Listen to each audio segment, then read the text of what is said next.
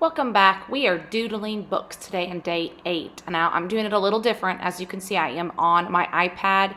We are starting with the first one, which is a simple open book.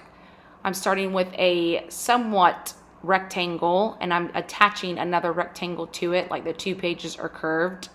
And then I'm going to add, like, the back of the book is behind it, open. And then I just add, look like some words are in the book. So that's the most simplest doodle of the books. Next, we're going to move to a closed book. Now, this one was a little more difficult just because of the bottom where you'll see the curve I add. So I draw a rectangle, and then at the bottom, I'm going to add a long, skinny C, like the bottom of it, and you'll be able to see the open pages.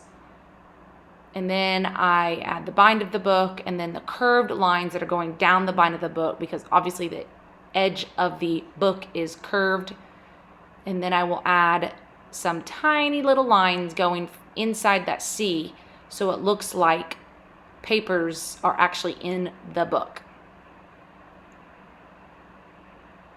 And then I'm going to title the book. I think I'm going to title it just book.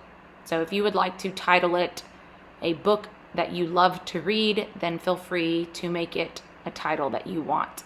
The last is a stack of books. It is a lot of lines and shapes. So we're drawing a long skinny C. This is the edge of the book laying on a different angle. And I actually do 2 of these lines because it's thick. And then a long skinny rectangle. This is the edge of another book. And I'm going to do the same shape, just different sizes, so they're not all the same. So I kind of repeat these same shapes as I stack the books. Some turned sideways, some turned long ways. And each one that's the long C, I do add 2 of those lines to give it a little bit more dimension.